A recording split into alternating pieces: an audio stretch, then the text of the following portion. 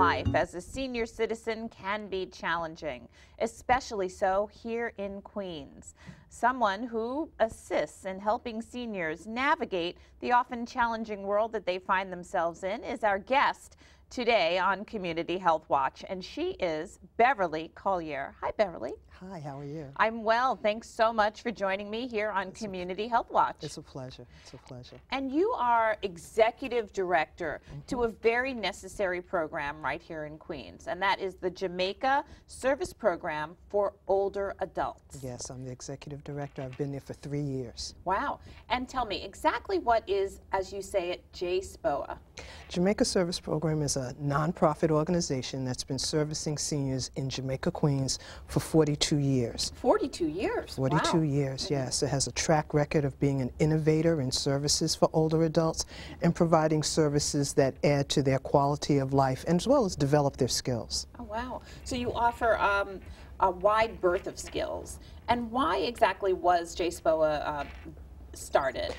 42 whole years ago. 42 I had no years. idea it was that old. Yeah, 42 years ago, it was noticed, or it was acknowledged that there was a need for services. The population of older adults have been growing over time, and it was noticed that in Southeast Queens there was a need for a place that seniors could go for socialization, for good meals. So hence a group of professionals in Queens came together. One of the leaders of that organization was Theodora Jackson. She was the first executive director, and one of our centers is named after her. They came together and formed Jamaica Service Program. The agency was actually incorporated in 1972. Wow. And then flash forward 42 years later. 42 years later, we operate 3 DFTA-funded centers. Wow. DFTA-funded, what does that mean? Okay, DFTA is the city agency that deals with aging. It stands for New York City Department for the Aging. Okay, and so they're funded by the Department for the Aging. Those 3 centers. 2 of the centers are primarily for your well elder. They may have some slightly compromised mobility, but primarily for your well elder. That's our Theodora Jackson Adult Center on 165th Street. Rockaway Boulevard Center on Rockaway Boulevard at 143rd, and then our other center that is also funded partially by New York City Department of Health and Mental Hygiene is our Friendship Center, which is on 170th Street in Jamaica. And Friendship is primarily for seniors that may have compromised mental abilities, have Alzheimer's, and have compromised physical mobility. Okay, so especially at that center, what are the, I don't want to say maladies, but the seniors who come to that particular center, they have challenges both mentally and physically, like Alzheimer's, and what else? They may have Alzheimer's, they may have severe dementia. Alzheimer's is a type of dementia. Right. They may also be victims, long-term mental health patients.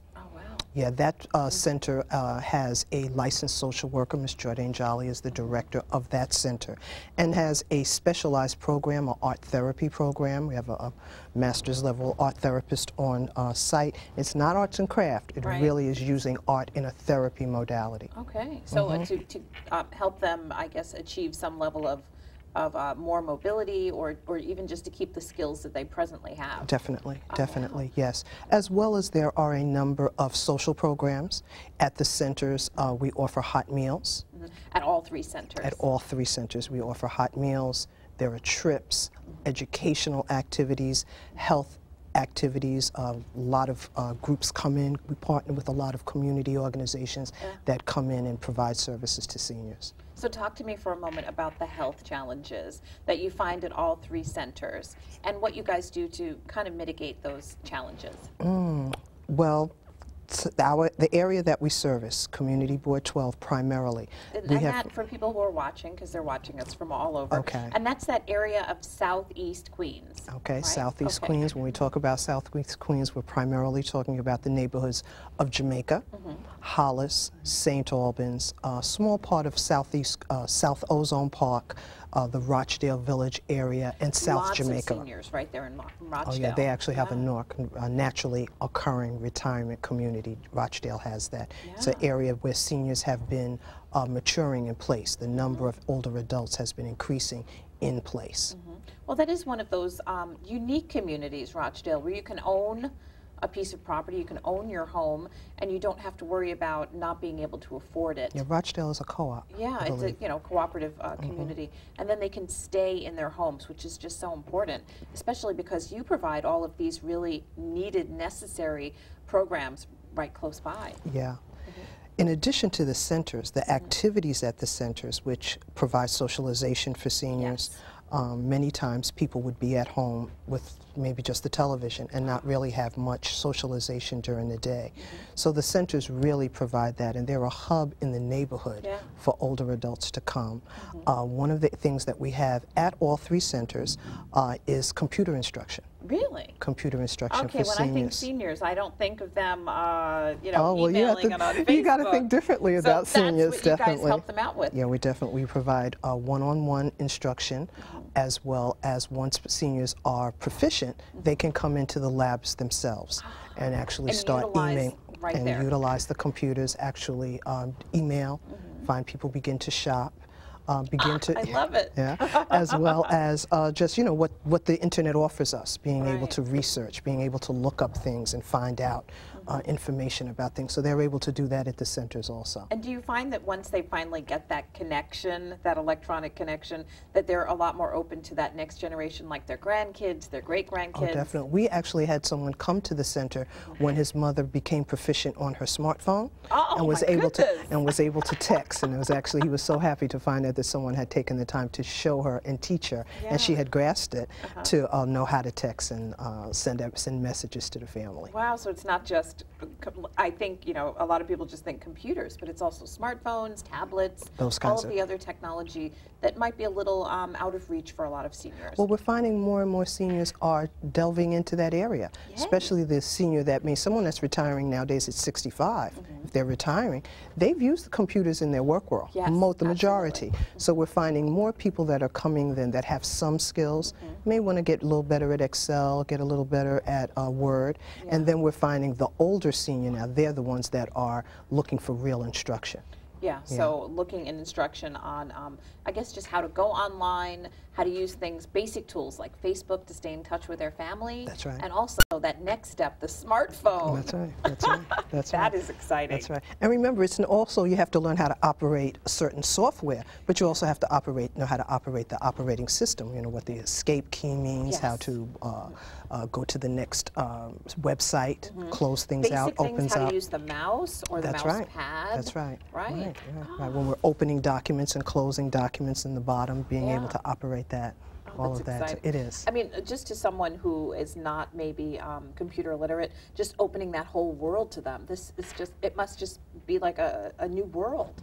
Well, that's what we like to think. People think that seniors can't learn new things. Yeah.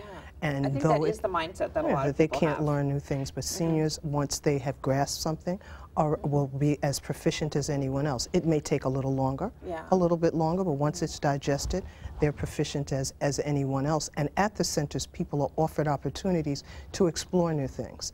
At our Rockaway Center this year, they were part of a program called the Spark program. Spark program, which actually brought in artists into the center to give seniors an opportunity to take a stab at creative writing, to take an opportunity to paint or draw.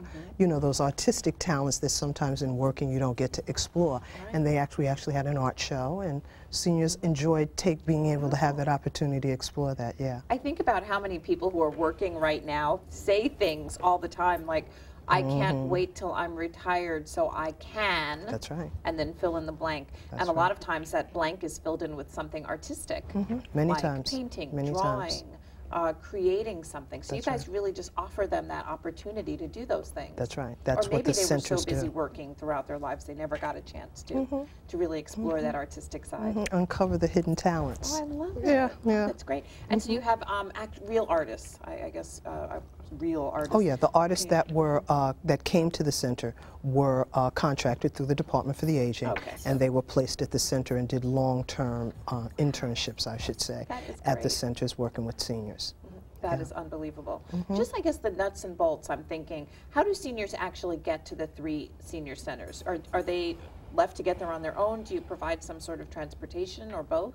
We do provide transportation to bring them to the centers and to take them home. The transportation, our fleet of vans is also used to take seniors on shopping trips, educational trips, other activities, but we do provide transportation to bring them. We hope that people come to our center because they've gotten a good referral, that someone has enjoyed themselves at the center and says, well, you know, go over to Jackson and have, you know, spend your time. We also try to publicize all of the community boards. We try to keep flyers there. We try to keep flyers at our local politicians' offices, as well as network and let people know that the centers are there and, you know, come and explore. Because I think once people come to a center, they will see that it's a wonderful place for seniors. Oh, good. And people use it, fit it into their schedule. Some people come every day. Some people are busy. They're volunteering, part-time work, and may come for a line dance, may come to get on, may come for an exercise class, may come for the computer room. So people also fit it into their schedule and make it work for them.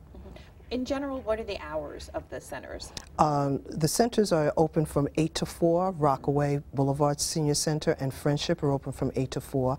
And Theodora Jackson Center is open from 8:30 to 4:30. Oh, great. So it gives you the whole day to really fit it in to your schedule if you're a senior. That's right. Talk to me about the trips, shopping, other educational trips. What do you do? They've actually taken trips outside of New York City. Really? Actually, I remember one year not Rockaway, Jackson Center went to Florida. They've taken, actually today, they're actually going to Pennsylvania to enjoy a Christmas play and dinner, sort of dinner theater.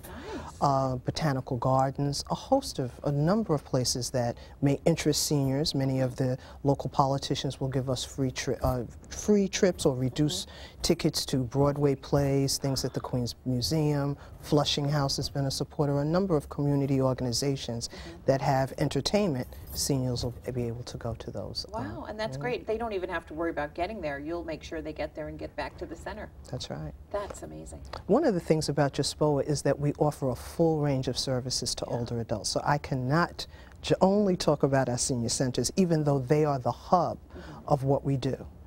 But we run a number of other programs that are quite beneficial to seniors and their families. I think that when people think of JSPOA, they just think of the 3 centers. That's right. Myself included. Okay. Yeah, but I do know that you guys do a lot of other really necessary work in the community. That's right. That's right. One of the things that people do need to think of, Jamaica Service Program is a employer. A provider of work to older adults. We actually run a senior employment program that hires adults over 55 years of age for work assignments for a 48-month period. Wow. And during that period, they're given job coaching, interviewing, resume preparation on our computers in terms of working on that, and placed at nonprofit or government agencies for a period of time. The assignments may rotate. And at the end or before that 48 months, our goal is to actually place them in competitive employment. Wow. So we work with long-term employment. For long-term competitive employments. And we've been successful in that. We did meet our mandate for last year. This year it has increased. So sometimes it can be difficult for the agency to meet its goal because of ageism. In terms of being difficult for everyone to find a job, but then older adults face other challenges. But that's a program that provides employment to people who have lost their job for a number of reasons and still want to work and have a number of years to work. So that's our senior employment program. That's a Title V program funded by the Older Americans Act, has a number of, so people are familiar with Title V. A number of Title V programs are throughout the city. All right, so that's very necessary. I think a lot of older people, because of technology sometimes, are let go of their jobs. That's right. And definitely ageism. Do you find that in the older community, people who still want to work but just can't find it because of their age? That is definitely the challenges. For a number of reasons, employers may choose to go with the younger generation. But I think that once employers give older adults a chance and find out that they don't have to explain work culture to them, that they want a job and will be a dedicated employee, they'll be willing to give older adults an opportunity. And we're increasing, so they're going to have to, acknowledge us for sure. There's that wealth of experience that That's you right. get with an older worker. That's right. And you don't have to, like you said, explain how to get along with your coworkers. They've been working their whole lives. They know how to get along in the workplace, whereas a lot of 20-year-olds haven't quite grasped that yet. Why you don't wear headphones when you're filing or something. All of those little nuances maybe the new worker hasn't quite fallen into yet. That kind of thing, for sure. That's true. So in addition to job training and job retraining, what else is JSPOA doing? We have a crime victims program funded by the New York State Office for Crime Victims. Are a lot of elderly people victims of crime, elder abuse as well? Yeah, elder abuse is something that's getting federal as well as state and city attention in terms of providing services to that particular population. And explain to us what elder abuse is. I think we hear that term, but we don't really know what it means. Elder abuse can be physical abuse, it can be psychological abuse, but it is when someone is actually taking advantage of or abusing an older person. It can be passive, it can be actually physical. Right. Many times it takes a while for someone to even realize that they're being abused, and we find that most times the majority of abusers tend to be family members, unfortunately. So getting an older person to disclose or to actually take steps to prosecute an abuser in a family situation is very, very difficult. What if that's your caretaker? That's what happens many times. What will happen to me? What will happen to me if this person is removed? And financial as well? There's people who take advantage financially? Financial abuse, definitely. Physical abuse. The neglect of just meaningful companionship. And sometimes that neglect isn't intentional. You know, a busy daughter, a busy son that's coming in, they're making sure that mom is okay with certain tasks and duties have been done. But that time to sit. And so sometimes elders may feel as though they just don't have anyone to talk to when there's plenty of family around them, and it's not intentional. So abuse of elders can be in the neglect category, which may be, first level, as up to and including physical, psychological, the financial abuse as well. Gosh, and you guys intervene how? Well, we have our safety department, and there we have our crime victims program, who will provide supportive services to victims of a crime. Now that can be elder abuse and or theft, burglaries. We will assist victims with getting, applying for any type of reimbursements that they may be eligible for through the New York State agency.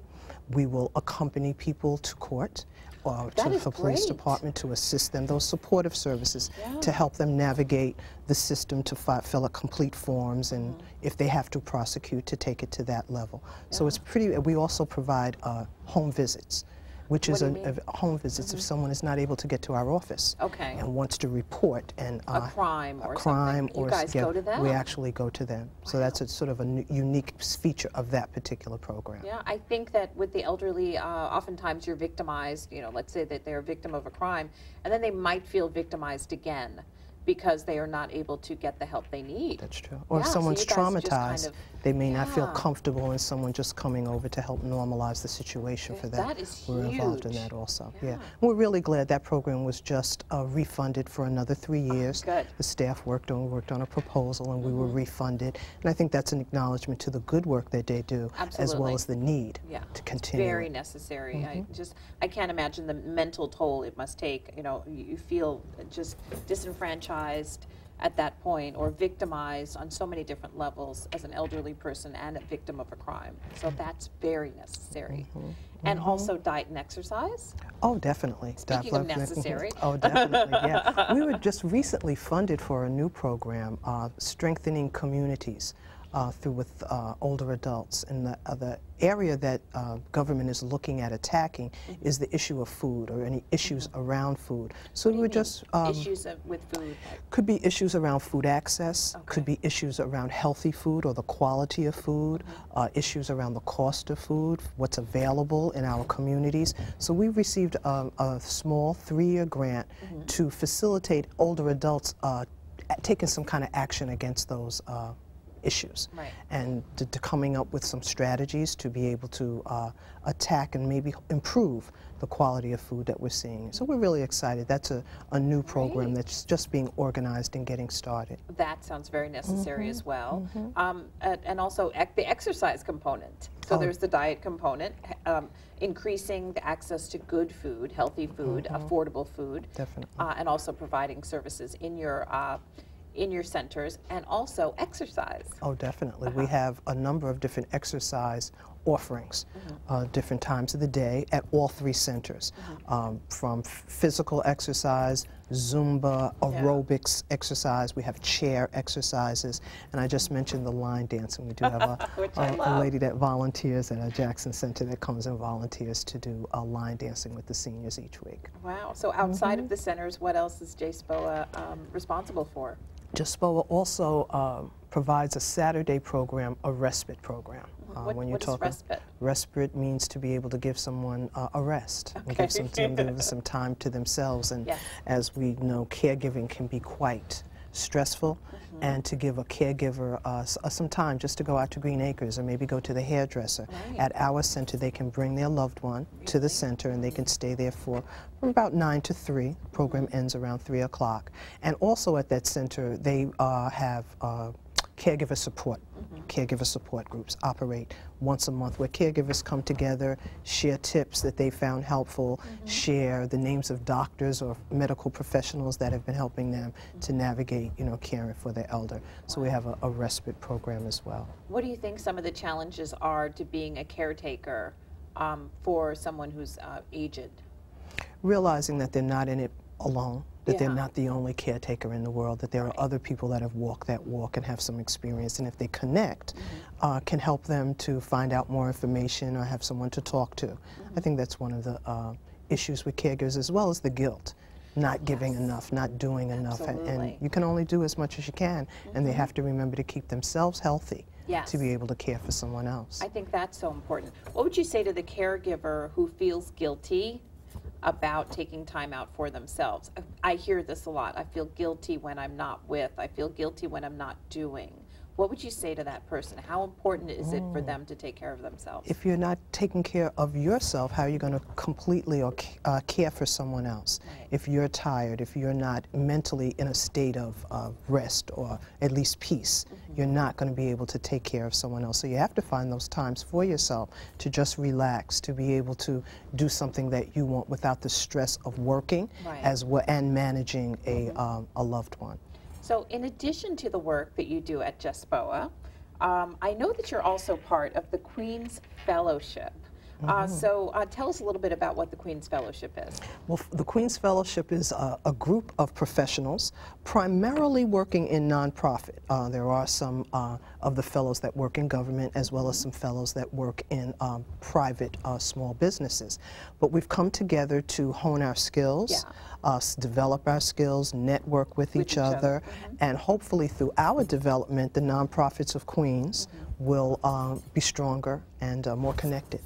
And what led you to the Queen's Fellowship? I received an email, and when I read about it, being a new executive director, I've been at JSPOA about 3 years. So to be able to connect with other nonprofit professionals, to be able to network, to be able to get more skills in dealing with the media, skills in grant writing. When I read that, I was like, oh, this is something that I need, and I applied for it and I was accepted. And already, we've only been involved in the fellowship for a couple of months, but already we've had some, I've had some really good networking opportunities with other fellows. Absolutely. And I know that the Queen's Fellowship, it runs every year, and you apply to be accepted, and once accepted, it runs from September to June, is that right? Yes, we're going to end in June. Yeah, and then, and during those months, you just learn all of those tools to be a better not-for-profit organizer. Yeah. We have, so far we've done dealing with the media. Yes. We're also working on which you're doing right now. That's right. This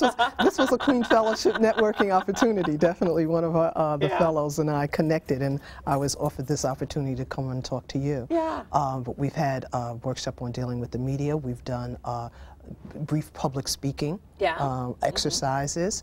We're also coming together to develop a fundraising project that will actually provide really small grants to other nonprofits. That's something that the fellowship has done on an annual basis. So we're just beginning to start that. And that's the program that you work on from September to June. That's right. And then at the end we have an ending exercise or an ending fundraiser that will provide money, small mini grants to nonprofits. Wow. What would you say to people who maybe are sitting outside, who are maybe watching you right now saying, I don't know if I would be a good fit. I don't know, but I'd like to try for the Queen's Fellowship. What would you say to them? Oh, I would encourage anyone that works for a nonprofit in a managerial position or director of a program to get involved and to apply. And if they're accepted, even though they may know that they have so much work to do. Yeah, and also it is very competitive. And it's just competitive. To put that out there. That's right. They will meet a wonderful group, a diverse group of professionals in Queens that are dealing with a lot of different areas, maybe not servicing just your group, but you will meet people that you can connect with to provide other services, market your services, as well as just develop as a professional. I find it to be a good group. Ah, beautiful. And for more information about the Queen's Fellowship, you can go to onequeens.org. That's for more information about the fellowship. Great information about everything that is involved with the fellowship. It's it's a great program, and like you said, not only just a networking opportunity, of course, with other like-minded people, but also to bring together a group of people to solve, I guess, problems, and also to learn from each other and to learn how to be better at what you guys do. Oh, definitely. We've even brainstormed on what are some of the issues in Southeast Queens, and we know we can't solve them, but at least talking about them together. Okay. Beverly, where can people get more information about JSPOA? Oh, JSPOA, we have a website, and our website is jspoa.org. Our telephone number for anyone that may be looking for assistance with their elders or want to find out more information, our phone number is 718-657-6500. Thank you, Beverly Collier, for joining me on Community Health Watch, and thank you, everyone, for watching.